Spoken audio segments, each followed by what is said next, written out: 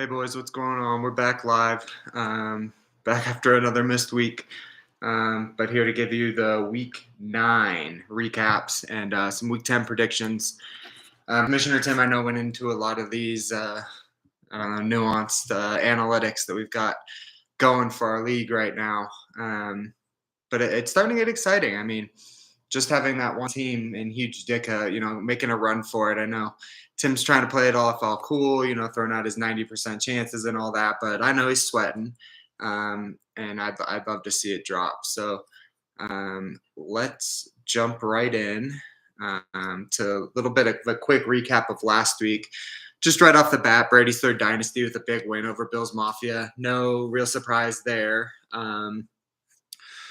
Look good from top to bottom for Brady's third dynasty. As far as Bills Mafia, scoring over 100 points, set out the season. That was pretty much the goal. So some of these new guys starting to perform. Some of the young guys starting to perform for Bills Mafia. So I think we're starting to see a direction a little bit. As far as Ryan's team, I mean, he's going to ride and die with Miami, and right now it's riding high. So that triple stack he's got going is pretty deadly when it's all working, and can really help him overcome some down weeks from some other guys. But Ryan, again, seems to be peaking probably right at the perfect time. So we'll continue to watch that, monitor there. The closest matchup we had this week was between Mr. Ambassador and Full Jerry. This was a tank matchup. I don't think either team, is surprised at this outcome at this point. John does hold his own draft pick, so I'm guessing John was a little bit more happy to win this one. With Sergey getting the win, it doesn't much matter for him as far as where he lands this year in the rookie draft. But just the fall from grace from both of these teams. But I think both of them are trying to figure out the rebuild, and that'll be fun to watch. One of our big matchups coming into the week, something I know everyone was excited about, was the undefeated Moncton Meerkats and Cup to Canada. As that honorary member of the Moncton Meerkat Mafia, I was let down. We'll trust the process on this one. The boys just needed a week off, and they all took it at the same time, apparently, because Cup to Canada came to play on this one, 182.24. It was an ass kicking from the beginning. Spearheaded again. I mean, Geno Smith continues to be a reliable number 2 quarterback. Derrick Henry looks like they're just going to continue to run the ball to death until Tannehill comes back, and maybe even after. And this stack of wide receivers is pretty deadly too for Eve. So, a great team. He's also peaking at the right time, and it looks like we're well on our way to a very high stakes playoff pool, because it looks like 3 of the 4 locked and loaded. So finally, the last matchup of the week was the upset on paper, although I feel like the league was pulling for it here. Huge Dicka takes out Trust the Process, bringing this to a 1-game lead for Trust the Process in the playoff hunt. For Trust the Process, it's just been a disappointing year all around, I think, with injuries and some of his guys not performing where he had hoped they would, just given their development. This is a down year for sure, but I know Tim didn't anticipate this being his year. That's probably still a year away from domination, but still got kind of disappointing, and you always want to make the playoffs when you can. But yeah, Tim's kind of struggling with that depth right now, and those last few pieces on his roster and his starting lineup. And I don't think coming into the league we thought that would be the case. But Huge Dicka, another team that's peaking at the right time, although it would be nice if he could get more production out of Aaron Rodgers. I think that's the one thing really holding this team back. But when Joe Mixon goes off for 53.1 points, you're not going to lose very often. So Joe Mixon, really gets the kudos this week for carrying kind of a lackluster team across the finish line. But yeah, big win for Huge Dicka, and you'll love to see it. All right, rolling into week 10, as I mentioned, all we're really looking at this point is toilet bowl playoff seedings and championship playoff seedings, and who's going to get into that last spot. This week could be pivotal as far as the Tim and Huge Dicka sort of battle it out for that last spot. So we'll see. We'll see what happens after this week. But jumping right into it, I'm going to jump in and do Bills Mafia versus Full Jerry. Full Jerry is holding on to the favorite in this matchup, but I'm going Bills Mafia. I pick myself once and I win. Let's see if I can do it again. I think just get the boys a couple wins this year. Some young guys need to learn how to win on my team. I think this could be good for the future of this squad to take down someone like John. I'm sure John wouldn't be too upset about it, just given that John is in tank mode. But yeah, just a frustrating season for John. A lot of talent on that side of the equation that's just not really pulling through for him. So a win here by Bills Mafia. These two teams would be locked even going into the toilet bowl. So that'll be interesting to see. Yeah. So let's take a look at, like I said, I'm taking Bills Mafia. Next matchup we'll do is Brady's Third Dynasty versus Mr. Ambassador. This should be another cakewalk for Brady's Third Dynasty if all goes to plan. I see, like I said, Brady's Third Dynasty is on the upswing, just like he did last year when he won it all. So this team is looking good. We've got a lot of Cleveland and Miami going on in this matchup, and a lot of the Miami is on Brady's Third Dynasty side. So that's the way I'm going to go when I pick, just looking at that kind of juggernaut of an offense at this point.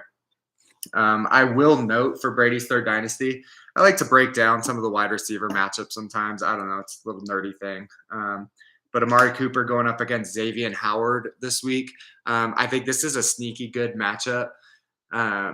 Both of these players are often, I think, some of the most under-respected players in the NFL. Amari Cooper's obviously been doing it for a little bit longer, but Xavier Howard is just always kind of that steady presence back there.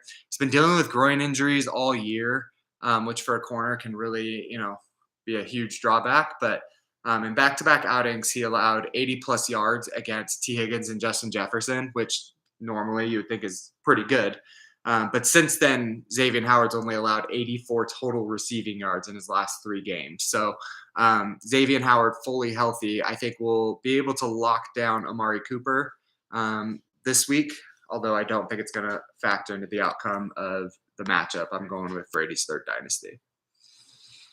All right, Cup to Canada and Huge Dicka. This again, this is probably, the matchup we're all looking at here. Cup to Canada coming off a huge performance last week, over 180 points. Can we see that consistency with this team? It's looking like a lot of his players are on the upswing, looking good. This Cup to Canada really runs on his depth.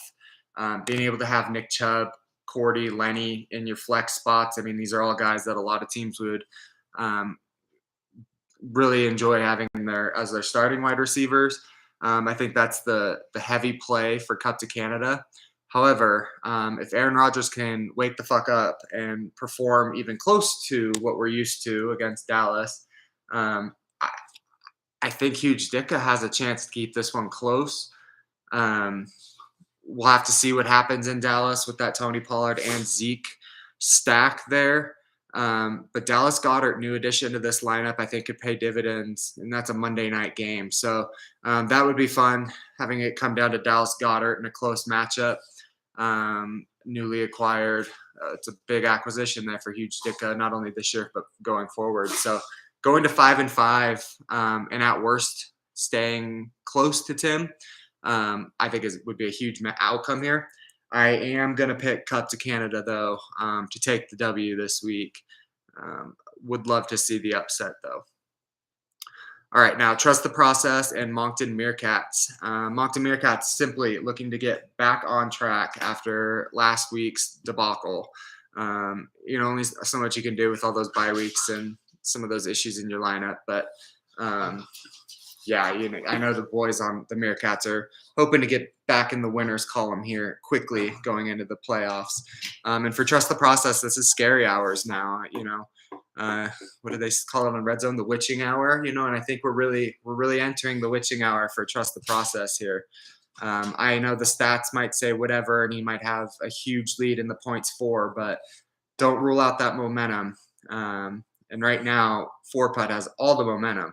And even looking at just the process team, I mean, we're seeing injuries, we're seeing, production shifts, and things are going down for trust the process, not getting better at this point. So, if I'm a betting man here, I'm going Moncton Meerkats to take the win here. Of course, I am. Love this team. Good group of guys. It all rides right now, though, with some of these big guys that have just been rock solid and back to the top of their game. Christian McCaffrey, Saquon Barkley. I mean, that those two guys alone, Austin Eckler. I mean, we've got some of the top 10 performing players this year, and now with DeAndre Hopkins back and looking like a stud, I think this team is just going to continue to go off. DeAndre Hopkins does have a matchup against Jalen Ramsey this week in LA. Yeah, in LA. And just, again, as I like to go through these matchups, everyone knows the prowess of Jalen Ramsey, but I think it's often downplayed. And Ramsey and Hopkins obviously have quite the history. But most pundits, I say, would likely say that Ramsey has won both of the matchups previously. Hopkins in 2021 was targeted 20 times, catching just 10 for 76 yards on Ramsey. So Ramsey, getting 10 of those targets out of there is pretty solid work.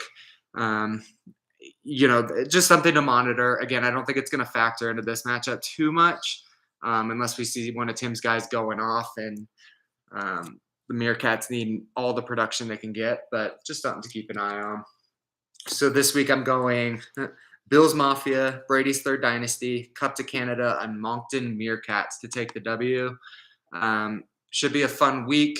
I kept this one pretty short. Hopefully that's okay. Got a video, so fuck off.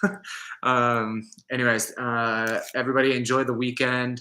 Let's see the Bills get back on track. I'm thinking no Josh Allen this week. I think they'll be pretty conservative with him. It sounds like it's more of a pain management issue than anything else at this point, but I don't think it's necessary to play him. Hopefully they'll be smart with that and just wait till playoff time. So go Bills. That means Case Keenum, revenge game. I think he's still on waivers. I've seen crazier. That Keenum to Diggs connection has been rock solid in the past. So somebody might want to pick him up. Anyways, have a good weekend. Signing off.